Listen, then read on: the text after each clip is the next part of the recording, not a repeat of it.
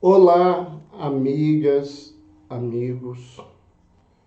Eu gostaria de conversar com você nesse momento sobre mitos e verdades relacionados aos transtornos de déficit de atenção e hiperatividade. Esse é um diagnóstico que é realizado de forma incorreta muitas vezes. Esse é um diagnóstico que é dado por leigos, por às vezes profissionais vinculados a instituições de educação que não correspondem a um quadro clínico real. E, infelizmente, esse é um quadro que muitas vezes é medicado de forma errada, porque o diagnóstico foi feito erradamente e, por isso, o uso da medicação para o transtorno, para uma criança que não tem esse problema, pode incorrer com situações bastante problemáticas para a sua vida. O transtorno de déficit de atenção e hiperatividade é muitas vezes relacionado com pais permissivos ou com a falta de disciplina no lar. Quando nós ouvimos isso, é importante entender que o transtorno de déficit de atenção e hiperatividade é uma condição neurológica que pode ser causada por fatores genéticos, biológicos e ambientais.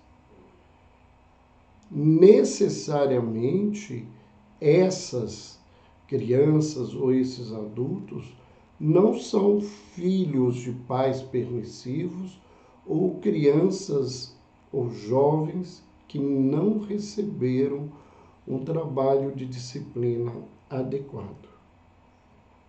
A falta de disciplina ou a permissividade, ela traz, na verdade, distúrbios de comportamentos, de relacionamentos, mas não provocam o transtorno de déficit de atenção e hiperatividade.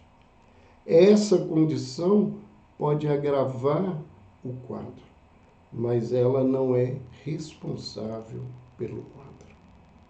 E a condição, quando nós temos pais permissivos, que muitas vezes se tornam dependentes emocionais de seus filhos, ou quando não há um processo educacional adequado, uma criança ou um adolescente não recebeu os limites necessários e nos tempos adequados, nós estamos diante de outra situação que precisa também de atenção especializada, mas necessariamente não de remédio.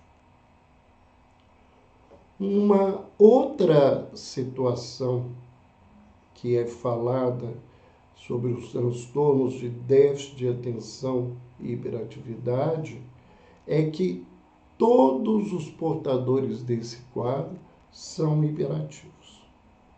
Ou seja, são inquietos, não conseguem parar, não conseguem ficar por um curto espaço de tempo sentados, tranquilos, crianças que não conseguem ver um vídeo, acompanhar uma televisão, participar de um brinquedo quieto, participar da sala de aula sem movimentação, né? Isso é que é pensado. Na verdade, nem todos os indivíduos que apresentam transtornos de déficit de atenção e hiperatividade são ou apresentam hiperatividade. O transtorno, ele é dividido para a nossa compreensão e observação em 3 subtipos. nós temos o tipo que é predominantemente desatento e não tem, às vezes, nenhum tipo de hiperatividade. O segundo, que é um transtorno predominantemente hiperativo e impulsivo. E um terceiro subtipo, que é a combinação desses dois, né? A pessoa tem um quadro importante de déficit de atenção e também apresenta uma hiperatividade importante. Mas nem todos os pacientes portadores desse transtorno são sempre hiperativos. Um outro mito que nós encontramos, né, é o mito de que esse quadro ele só afeta crianças e adolescentes. Que o diagnóstico é feito apenas nesse período. Frequentemente, o quadro é diagnosticado na infância, na idade escolar. Mas muitas pessoas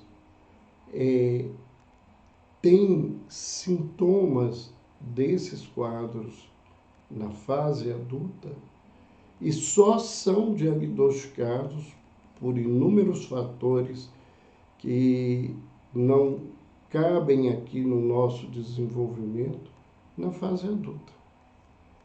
Então, eles passaram por inúmeras dificuldades na infância e adolescência e só quando adultos é que descobrem que aquilo tudo que ele tinha de problema se chama transtorno de déficit de atenção e hiperatividade. Uma outra correlação bastante frequente é da presença de transtorno de déficit de atenção e hiperatividade em crianças que têm um déficit cognitivo ou intelectual. Isso não é uma verdade. Nós não encontramos o quadro apenas em quem tem déficit intelectivo.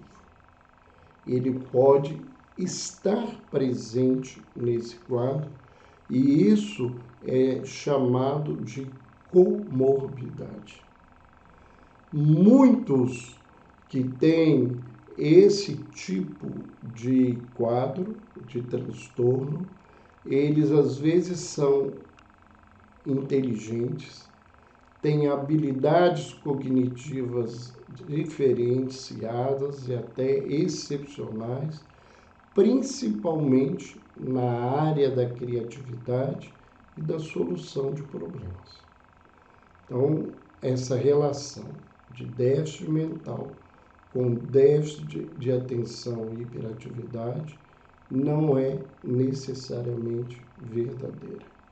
E na grande maioria das vezes, o déficit de atenção e hiperatividade não se relaciona a um quadro de déficit intelectivo. A dificuldade de aprendizado, nesses casos, não é causada por um déficit intelectual. Muitas vezes é pela falta de atenção que não deixa a criança absorver aquilo que ela precisa aprender, ou pela inquietação da criança que não se abre ou não se permite prestar atenção porque não dão conta e aí não aprendem. Esses contextos, né, essas não verdades, é fundamental que os pais e as mães pensem nisso, que a escola tenha clareza disso, e se não se conseguir entender esse contexto, é fundamental buscar um profissional da área de saúde especializado, seja um médico, seja um psicólogo, um terapeuta, que possa, por entender, por ter se especializado e por ter experiência, fazer um diagnóstico que no momento é tão complexo, não pelo quadro em si, mas pelas implicações sociais que se veem presentes nesses momentos, criando diagnósticos que não existem ou não colocando pacientes corretos em tratamentos corretos. Era essa a nossa mensagem de hoje. Pensem nisso. Nós temos no nosso canal algumas palestras sobre autismo e elas podem ajudar. Se você ainda não se inscreveu, agora é momento. Se inscreva. Compartilhe com pessoas que você saiba que essa conversa pode auxiliá-los. Coloque seu like ou não, isso me ajudará a pensar no que fazer. Marque o sininho, as notificações, porque no nosso canal, Dr. Roberto Lúcio, YouTube, nós temos novidades todas as semanas. Um beijo no coração.